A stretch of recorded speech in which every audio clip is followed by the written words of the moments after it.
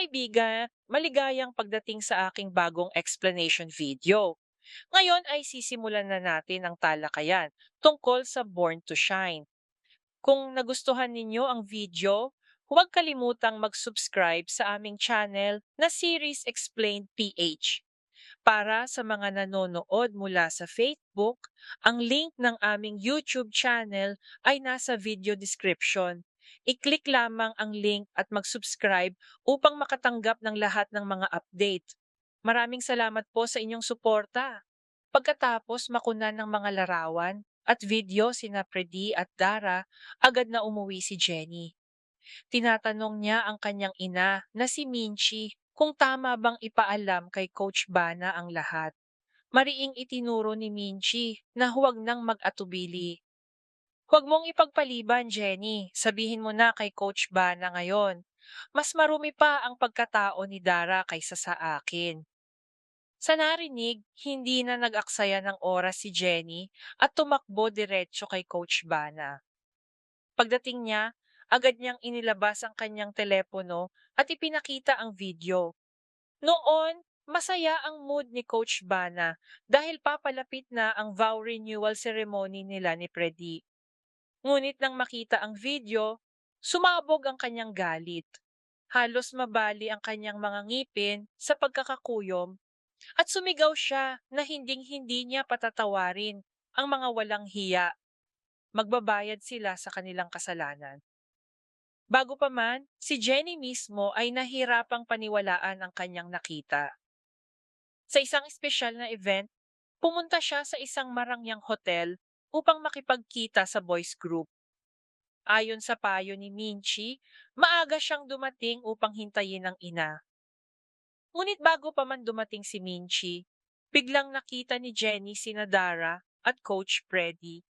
Dahil sa sobrang kumpiyansa, hindi nila naisip na naroon din si Jenny sa kanilang lihim na pagkikita. Hindi matanggap ni Jenny ang kanyang nasaksihan.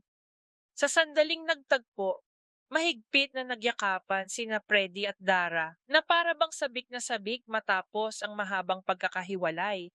Mabilis na nag-isip si Jenny at palihim na kinunan ang kanilang yakap mula sa malayo. Ngunit hindi siya tumigil doon, tahimik niyang sinundan ang dalawa. Nakita niyang magkahawak kamay silang naglakad na parang magkasintahan hanggang sa pumasok sa isang pribadong silid sa hotel. Doon natapos ang kanyang pagre-record. Alam niyang magpapatuloy sila sa bawal na gawain na parang mag-asawa, kaya't napuno ng matinding pagkasuklam ang kanyang puso. Hindi niya matanggap na ang malapit na kaibigan ng pamilya ay gagawa ng ganoong kasuklam-suklam na bagay. Agad siyang lumabas ng hotel, iwas sa mga mata ni Coach Bana at iba pa. Sumakay siya ng sasakyan at umuwi.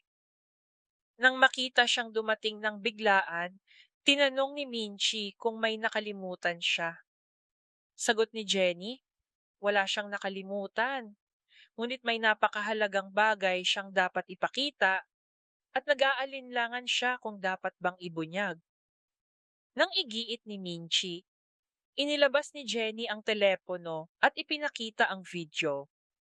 Malinaw niyang ipinaliwanag kung paano naghalikan sina Freddy at Dara at kung paanong sinundan niya sila hanggang sa pumasok sa pribadong silid.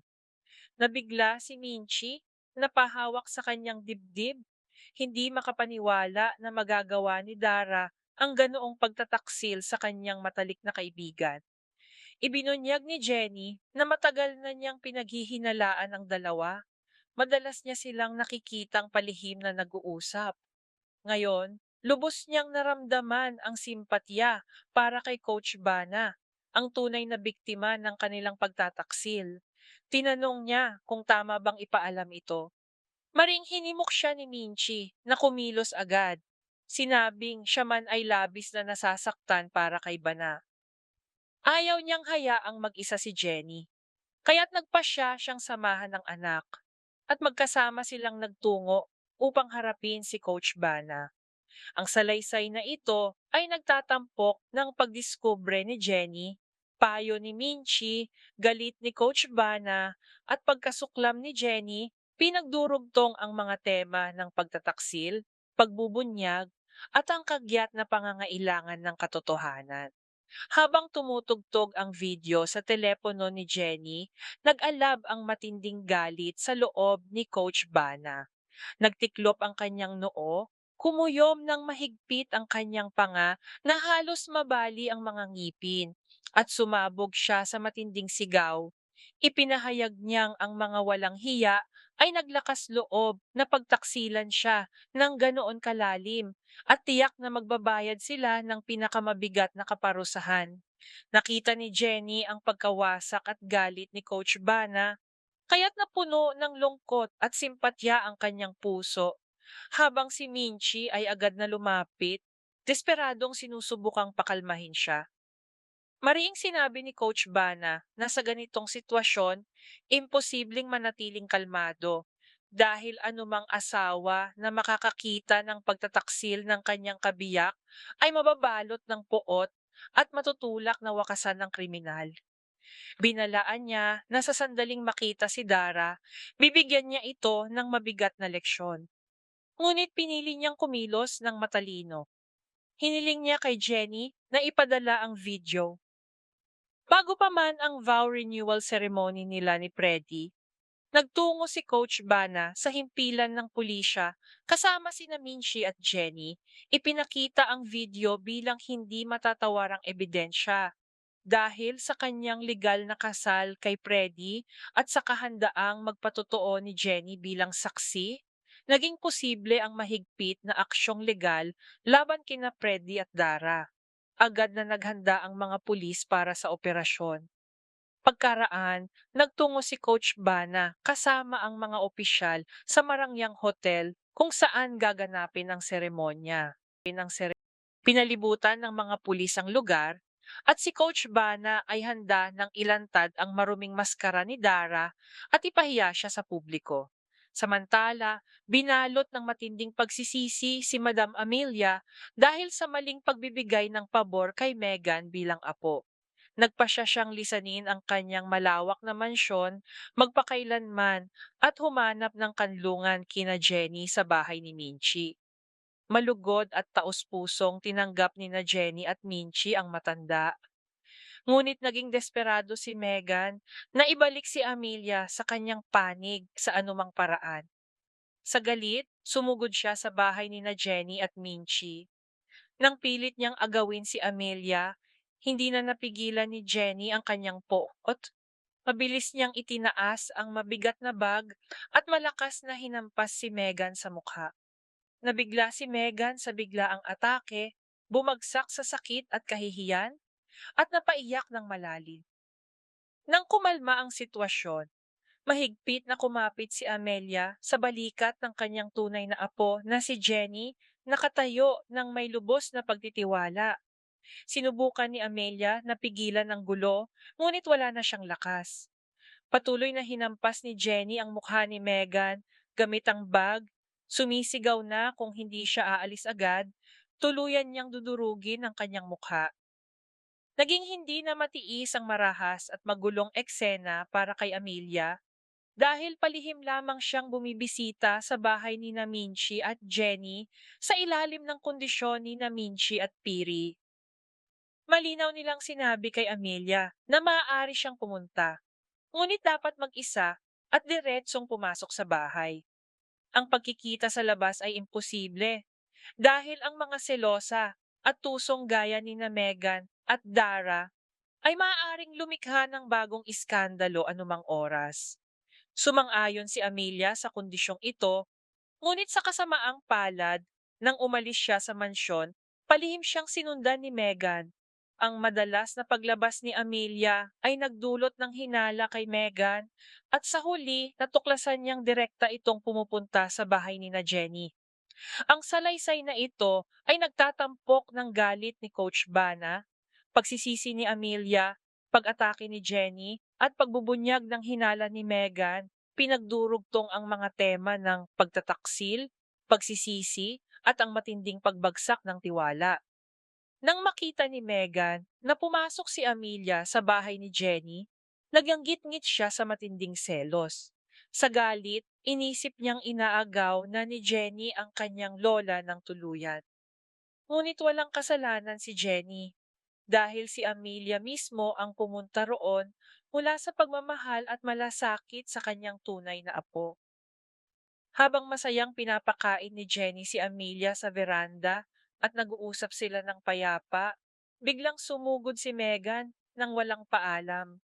Nilusob niya si Jenny, nagbitaw ng walang hiya at mabibigat na akusasyon, sumisigaw na inaagaw ni Jenny ang kanilang lola. Hindi na nakayanan ni Jenny ang ganoong kawalang katarungan. Tuluyan nang naubos ang kanyang pasensya. Malakas niyang sinampal si Megan sa magkabilang pisngi at sinundan pa ng mabigat na suntok. Natakot si Amelia, pilit na pinipigilan ng gulo ngunit hindi nagtagumpay. Sa sandaling iyon, dumating sina Minchi at Piri at mabilis na pinaghiwalay ang dalawa. Galit na galit si Minchi, hinarap si Amelia at mapait na sinabi na ito mismo ang kinatatakutan niya. Muling bumalik ang kaguluhan sa kanilang tahanan. Idineklara niyang pagod na sila sa walang katapusang alitan at dahil kay Amelia, muling bumalik ang lumang gulo. Tinanggap ni Amelia ang lahat ng sisi. Yumuko sa kahihiyan at inamin na siya lamang ang may kasalanan. Tiniyak niya kina Minchi at Piri na wala silang pagkakamali at nangakong siya mismo ang aayos ng problema. Agad siyang umalis patungo sa kanyang mansyon, iniwan sina Jenny at ang iba. Ang mukha ni Jenny ay nanatiling puno ng galit. Nangako siyang hinding-hindi na muling yuyuko kay Megan, tapos na ang kanyang pasensya. At kung muling magpakita ng kawalang galang si Megan, dudurugin niya ito ng tuluyan. Pagdating sa mansyon, pumasok si Amelia na puno ng puot, panghihinayang at pagkadismaya. Sa loob, nakaupo si Megan kasama ang kanyang ina na si Dara, nagrereklamo laban kay Amelia. Sinabi ni Megan na palagi nang bumibisita si Amelia sa bahay ni Jenny at nahuli pa niya silang magkasama. Kaya't inaagaw na ni Jenny ang kanilang lola. Sa narinig, mariing inutusan ni Dara si Megan na huwag nang hayaang pumunta si Amelia kay Jenny. Dahil kung hindi, tuluyan na siyang aagawin ni Jenny. Ngunit biglang sumugod si Amelia nang nangangalit. Itinaas niya ang kanyang tungkod at paulit-ulit na itinuro kay Megan. Mariing sinermunan siya. Idineklara na labis niyang pinagsisisihan ang pagbibigay ng higit na halaga kay Megan bilang apo. Sinabi niyang hindi niya kailanman inakalang magiging ganoon kababa at kasuklam-suklam ang ugali ni Megan, samantalang si Jenny ay mas mabuting tao sa puso. Malinaw na sinabi ni Amelia na kung hindi aalis agad ang mag-ina sa kanyang mansyon, siya mismo ang lilisan dahil wala na siyang pagnanais na manirahan sa ilalim ng iisang bubong kasama ang mga sakim at maruruming tao. Idineklara niyang mula sa araw na yon, hindi na nila siya makikita sa bahay na yon at iniutos na agad na ipalabas ang kanyang mga gamit. Sa narinig, nagkunwaring umiiyak si Megan. Nagdrama na ginawa lamang niya iyon dahil ayaw niyang mawala ang lahat kay Jenny na inaakusahan niyang inaagaw ang lahat. Ngunit mariing sumagot si Amelia, galit na galit. Tinanong kung ano ang inaagaw ni Jenny. Samantalang si Jenny ay pilit na umiiwas sa kanila, sila mismo ang lumilikha ng maruming gulo. Buong pananagutan niyang sinabi na siya mismo ang pumunta roon sa sariling kagustuhan at walang karapatan si Megan na makialam sa kanyang mga desisyon. Bagamat naganggit-ngit sa galit, pinili ni Amelia na pakalmahin ang sarili at magpasya na lamang na umalis sa bahay. Sumakay siya sa kanyang marangyang kotse at dumiretso sa tahanan ni na Minchi at Jenny. Ang salaysay na ito ay nagtatampok ng selos ni Megan, galit ni Jenny, pagsisi ni Amelia, at pag-alis ni Amelia. Pinagdurugtong ang mga tema ng selos, pagtataksil, pagsisisi, at matinding pagbabago ng ugnayan sa pamilya. Nang biglang bumalik si Amelia sa pintuan ni na Minchi at Jenny dala ang lahat ng kanyang gamit, lubos silang nagulat. Nagtanong si Jenny, Lola, bakit ka biglang bumalik na may dalang napakaraming bagay? Diretsahang sagot ni Amelia, mas pipiliin niyang gugulin ang natitirang buhay. Kasama sila kaysa tiisin ang kayabangan at kasamaan ni na Megan at Dara. Unay mariing tumutol si Minchi. Sinabing imposible at hindi nila maaaring patuluyin si Amelia sa kanilang tahanan. Ngunit bumigay si Amelia sa luha, taimtim na nakiusap kay Minchi. Ipinaliwanag niyang hindi na niya kayang makisama sa mga lason at malupit na tao gaya ni na Megan at Dara na siya pa ang pinalaya sa sariling bahay. Ipinaalala pa niya kay Minchi ang mga sandaling siya'y maalagaing naglagay ng kosmetiko sa kanyang labi.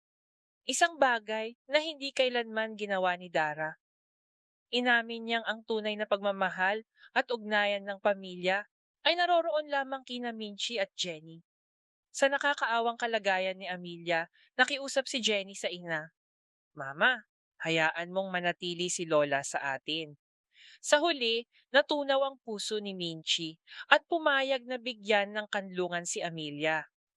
Ngunit hindi nila alam na palihim na sinundan ni Megan ang kanyang lola. Nang matuklasan niyang nasa bahay ni Jenny si Amelia, sumabog ang kanyang galit. Sumigaw siya na alam niyang pupunta si Amelia kay Jenny at walang paalam na sumugod siya sa loob. Sa sandaling iyon, naghahanda si na Jenny at ang iba na lumabas at hawak ni Jenny ang mabigat na purse. Pagpasok ni Megan, napuno ng sigaw at galit. Hindi nag-aksaya ng oras si Jenny. Bago pa makakilos si Megan, sunod-sunod na binayo ni Jenny ang kanyang mukha gamit ang mabigat na purse. Hindi lang isang beses o dalawang beses, kundi paulit-ulit. Tinutupad ang kanyang matagal ng sumpa na durugin ang mukha ni Megan. Sa walang humpay na pag-atake ni Jenny, dumaloy ang laway, dugo, at sipon mula sa mukha ni Megan hanggang siya'y bumagsak sa luha. Mahigpit na kumapit si Amelia sa kamay ng kanyang galit na apo, lubos na umaasa sa kanya. Dahil sa bigat at kapal ng purse, naging grotesko ang anyo ng mukha ni Megan. Wala na siyang matatakbuhan, kundi ang umiyak. Muling bumulala si Jenny ng huling babala. Megan, kung hindi ka aalis ngayon, dudurugin ko ng tuluyan ang iyong mukha gamit ang purse na ito. Sa takot sa brutal na pambubugbog at sa mabibigat na salita ni Amelia, natigilan si Megan. Maring sinabi ni Amelia, Megan, umalis ka agad. Ang mga makasarili at maruruming gaya mo at ng iyong ina ay wala nang puwang sa aking buhay. Sa huli, lubos na napahiya at nadungisan. Napilitang tumakas si Megan mula sa bahay.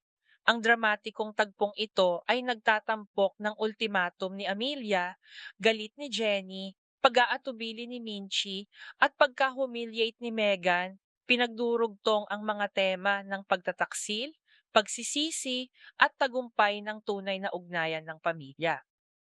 Maraming salamat sa panonood ng buong video. Para mapanood ang susunod na episode explanation, huwag kalimutang mag-subscribe Series Explained PH channel